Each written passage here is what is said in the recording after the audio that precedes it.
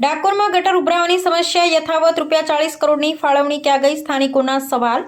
યાત્રાધામ ડાકોરમાં ઠેર ઠેર ગટર ઉભરાવાની સમસ્યાને લઈ સ્થાનિકોમાં ભારે રોષ જોવા મળી રહ્યો છે। સ્થાનિકોનો સવાલ છે કે વર્ષ 2025માં મુખ્યમંત્રી ભૂપેન્દ્રભાઈ પટેલ દ્વારા ડાકોરની ગટર લાઇન માટે ₹40 કરોડની ફાળવણી જાહેર કરવામાં આવી હતી। તો આ રકમ હેઠળ થયેલી કામગીરી શું થયું અને શહેરને ગટર સમસ્યામાંથી ક્યારે મુક્તિ મળશે? ડાકોરમાં દરરોજ મોટી સંખ્યામાં શ્રદ્ધાળુઓ રણછોડરાયજીના દર્શનાર્થે આવે છે। અનેક વિસ્તારોમાં ગટરના પાણી રસ્તા પર ઉભરાતા હોવાને કારણે સ્થાનિકો ઉપરાંત યાત્રાળુઓને પણ ગંદકી અને દલદલમાંથી પસાર થવાની ફરજ પડતી હોવાની ફરિયાદો ઉઠી છે।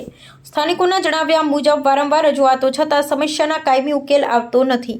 આ મામલે રખિયાલના એક વ્યક્તિ ઉપવાસ પર ઉતર્યા હોવાની પણ માહિતી સામે આવી છે કે સ્થાનિકોનો આક્ષેપ છે કે વિકાસના દાવાઓ વચ્ચે ડાકોરમાં પાયાની સુવિધાઓની સ્થિતિ ચિંતાજનક બની રહી છે। સૌથી ગંભીર મુદ્દો પવિત્ર ગોમતી તળાવને લઈને સામે આવ્યો છે। સ્થાનિકોના જણાવ્યા અનુસાર ગટરનું દૂષિત પાણી ગોમતી તળાવમાં જઈ રહ્યું છે। કેટલીક ગટર લાઇનના કનેક્શન પણ ગોમતી તળાવ તરફ હોવાની આશંકા વ્યક્ત કરવામાં આવી રહી છે। જોકે આ બાબતની સત્તાવાર તપાસ અને પુષ્ટિ જરૂરી છે।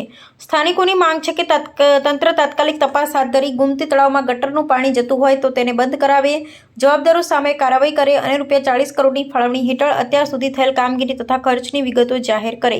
યાત્રાધામ ડાકોરમાં વિકાસ ક્યાં? ગટરની પાણી વચ્ચે સ્થાનિકો અને યાત્રાળુઓ પરેશાન।